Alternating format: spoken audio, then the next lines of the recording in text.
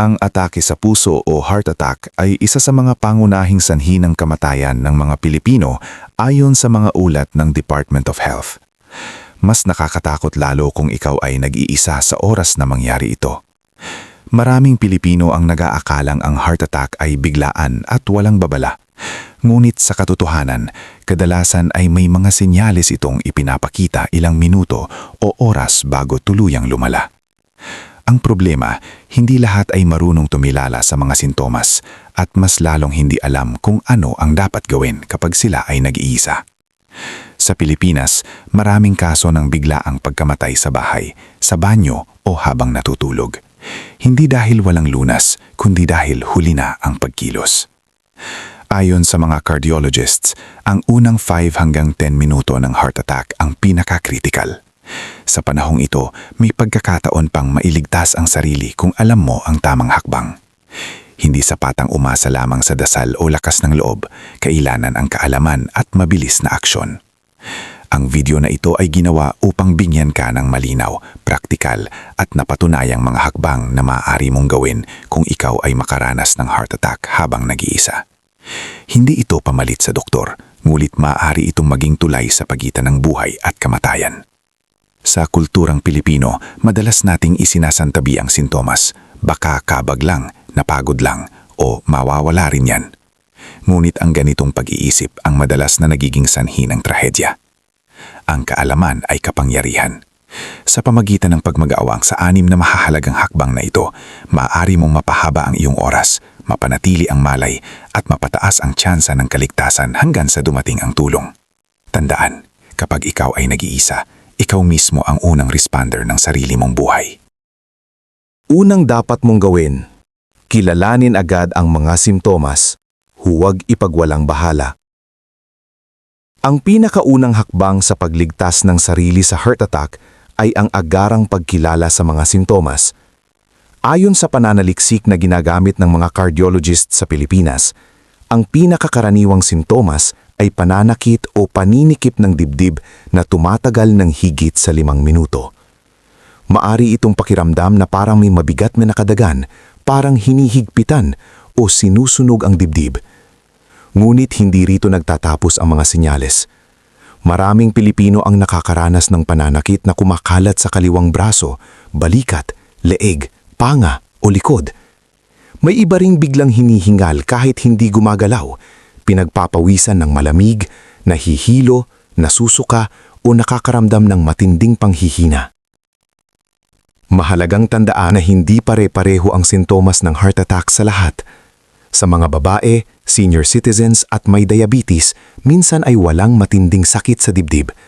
Sa halip, ang nararamdaman ay sobrang pagod, hilo o kakaibang pananakit ng tiyan na parang kabag.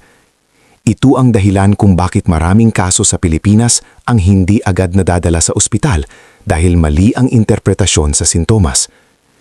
Kapag ikaw ay nag-iisa at may biglaang kakaibang pakiramdam na hindi mo pa nararanasan noon, huwag mo itong baliwalain. Ayon sa mga eksperto, mas mainam na magkamali sa pag-aakalang heart attack kaysa magsisi sa huli. Kung ang sakit ay hindi nawawala sa pahinga, lumalala sa loob ng ilang minuto at may kasamang hirap sa paghinga o malamig na pawis, ituring mo na itong emergency. Ang pagkaantala ng desisyon ang pinakamalaking kalaban ng buhay. Sa sandaling makilala mo ang simptomas, huwag nang maghintay ng mamaya. Ang bawat minutong lumilipas ay maaring magdulot ng permanenteng pinsala sa puso. Ang unang hakbang ay simpleng-simple ngunit napakahalaga. Kilalanin at tanggapin na may seryosong nangyayari sa iyong katawan. Pangalawa, huminto, umupo o humiga ng tama. Huwag ipagpilit ang sarili. Kapag napagtanto mong maaaring ikaw ay inaatake sa puso, ang susunod na mahalagang hakbang ay ang agarang paghinto sa anumang ginagawa. Maraming Pilipino ang nagpakamali sa puntong ito. Ipinipilit tapusin ang gawain, maglinis, maglakad o tiisin muna. Ayon sa medikal na kaalaman na itinuturo rin sa mga emergency responders sa Pilipinas, ang patuloy na paggalaw ay nagpapataas ng pangangailangan ng puso sa oxygen na lalo lamang nagpapalala ng pinsala. Kung ikaw ay nakatayo, dahan-dahang umupo. Kung may kama o sofa, humiga ng bahagyang nakataas ang ulo at balikat. Iwasan ang tuluyang paghiga ng flat kung ikaw ay hinihingal. Ang tamang posisyon ay mahalaga upang mabawasan ang strain sa puso. Ang pag-upo o semi-reclined position ay tumutulong upang mas maging maayos ang paghinga at sirkulasyon ng dugo. Kung ikaw ay nasa banyo o kusina, huwag magmadaling lumipat kung nahihilo. Mas mainam na umupo sa sahig kaysa bumagsak at mawala ng malay.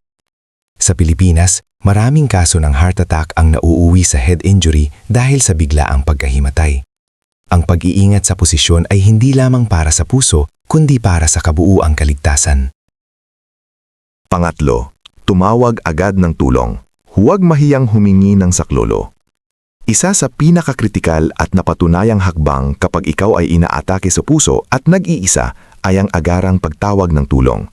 Ayon sa mga pag-aaral sa cardiology at emergency medicine, ang unang 60 to 120 minuto na tinatawag na golden hours ang pinakamahalaga para mailigtas ang buhay at maiwasan ang permanenteng pinsala sa puso. Sa Pilipinas, maari kang tumawag sa emergency hotlines, barangay health emergency response teams o direkta sa pinakamalapit na ospital. Kung may cellphone ka sa kamay, huwag mo itong bitawan. Kahit pamahina ang boses, pilitin magsalita at sabihin ng malinaw na ikaw ay may sintomas ng atake sa puso tulad ng pananakit ng dibdib, pamamanhid ng braso o hirap sa paghinga.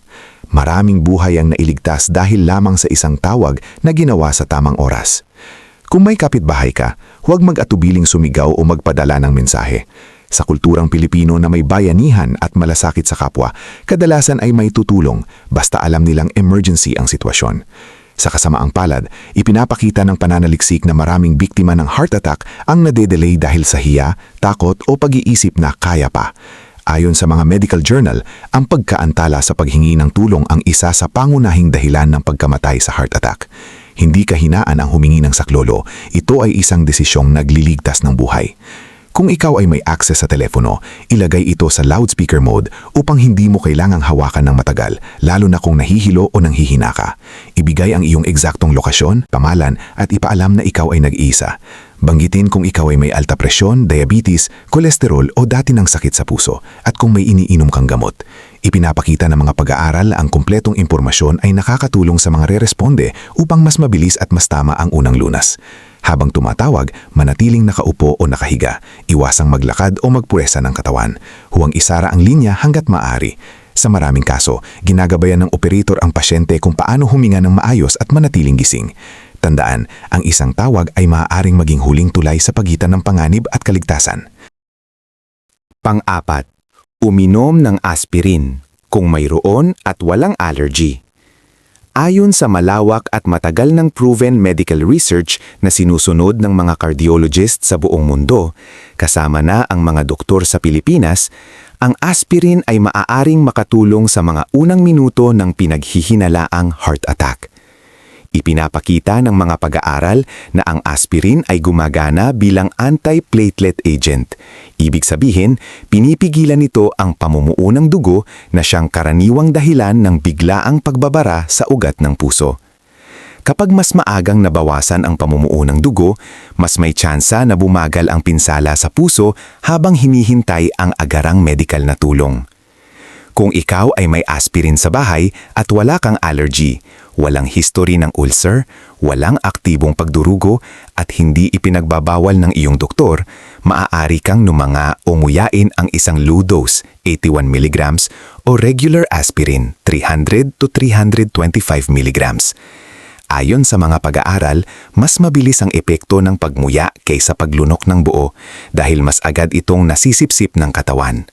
Ito ang dahilan kung bakit itinuturo ito sa maraming first aid at emergency response training, kabilang ang mga health education program sa bansa. Mahalagang linawin, ang aspirin ay hindi lunas sa heart attack. Hindi nito tinatanggal ang bara, ngunit maaari nitong pabagalan ang paglala ng pagbabara at bawasan ang posibilidad ng mas malalang komplikasyon bago makarating sa ospital. Gayunpaman, huwag uminom ng aspirin kung ikaw ay may allergy dito, may matinding pagdurugo o malinaw na ipinagbawal ito ng iyong doktor. Kapag may alinlaan, unahin ang pagtawag ng tulong medikal.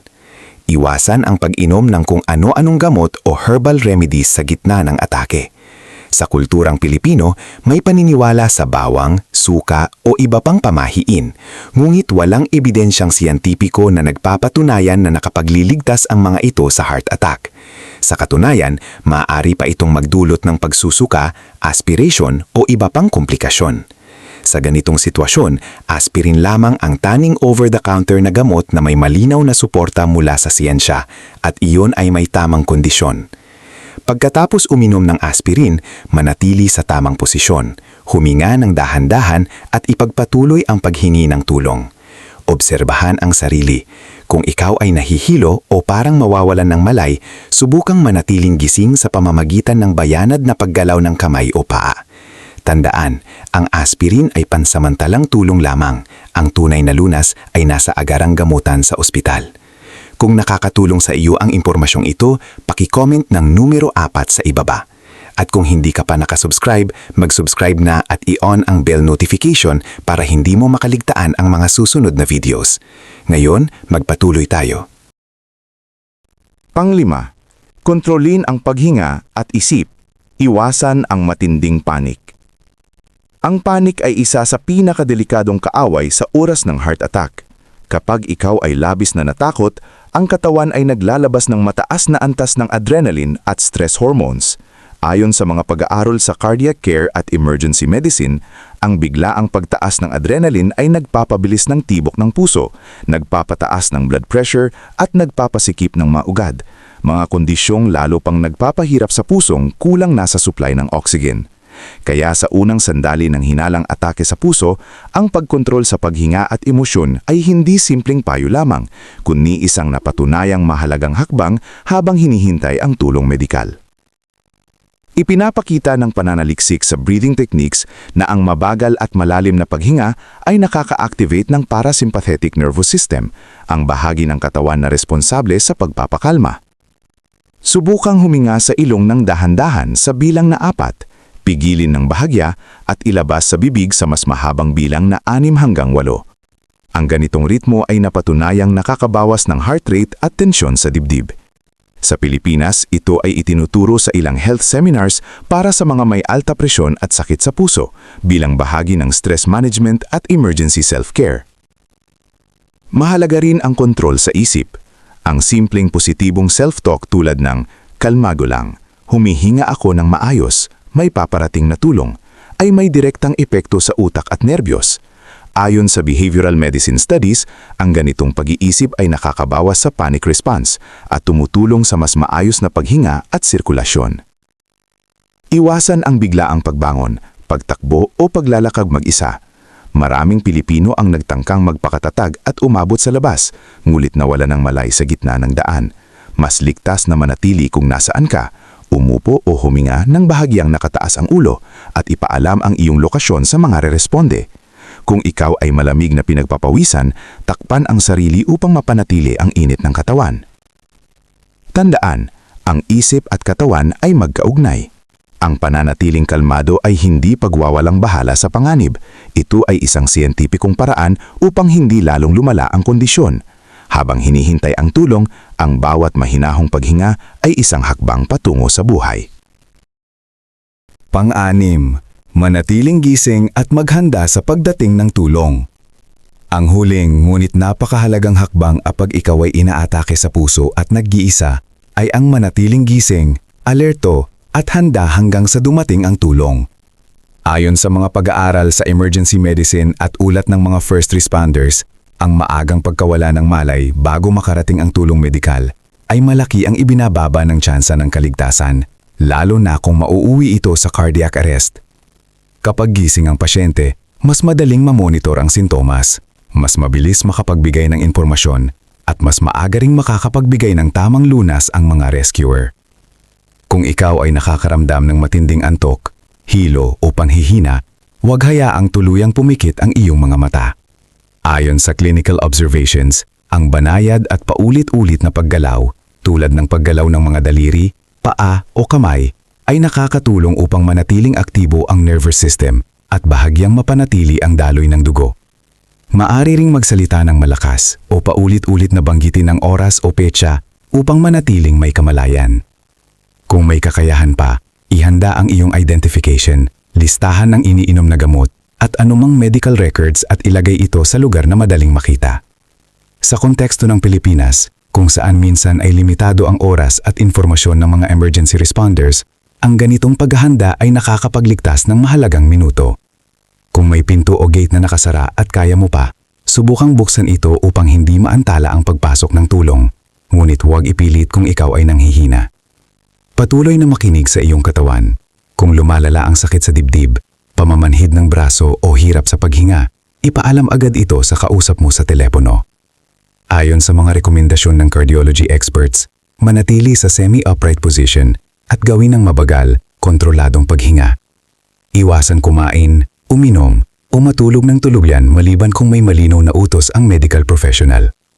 Ang pananatiling gising ay maaaring maging mahirap, ngunit tandaan, ito ay pansamantalang laban para sa iyong buhay. Maraming Pilipino ang iniligtas dahil nagawa nilang manatiling alert hanggang sa dumating ang tulong. Ang pagiging handa at pananatiling may malay ay nagbibigay sa iyo ng mas malaking tsansa na mabuhay. Pangwakas na kaisipan. Ang heart attack ay isang biglaang banta na hindi nagbibigay ng babala. Maaari itong mangyari kahit kanino, anumang oras at saan man. Ayon sa mga pag-aaral ng World Health Organization at mga Cardiology Association, ang agarang pagkilos sa unang ilang minuto ang pinakamahalagang salik sa kaligtasan. Dito pumapasok ang kapangyarihan ng kaalaman. Ang 6 na hakbang na tinalakay, maagang pagkilala sa sintomas, agarang paghinto at tamang posisyon, mabilis na pagtawag ng tulong medikal, wastong paggamit ng aspirin kung pinayuhan ng doktor, kontroladong paghinga at pagpapakalma ng isip at pananatiling gising, ay suportado ng pandaigdigang medikal na pananaliksik at bahagi rin ng emergency response education sa Pilipinas. Hindi nito pinapalitan ang agarang gamutan ng doktor o ospital, ngunit ayon sa mga pag-aaral, ang tamang unang hakbang ay maaaring magbigay ng mahalagang dagdag na minuto, mga minutong maaaring magpababa ng pinsala sa puso at magligtas ng buhay. Sa maraming kaso, ang pagkaantala at kakulangan ng kaalaman ang tunay na kalaban, hindi lamang ang sakit mismo. Sa kulturang Pilipino na nakasentro sa pamilya, ang pagkatuto ng ganitong kaalaman ay isang anyo ng malasakit. Hindi lang ito para sa sarili, kundi para sa asawa, magulang, kapatid, kaibigan at kapitbahay. Ang pagbabahagi ng tamang impormasyon ay isang simpleng hakbang na may napakalaking epekto. Maaaring dumating ang araw na ikaw ang magiging tulay sa pagitan ng panganib at kaligtasan. Tandaan, kapag handa ang isip at may tamang kaalaman, hindi ka kailanmang ganap na nag-iisa sa oras ng emerhensya. Kung nagustuhan mo ang video na ito at nakatulong ito sa iyo, mangyaring i-like, mag-subscribe at i-share. Ang inyong suporta ay tumutulong sa amin na patuloy na gumawa ng magagandang content upang kayo ay mabigyan ng kaalaman at inspirasyon. Salamat sa panonood at inaasahan naming makita kayo sa susunod na video.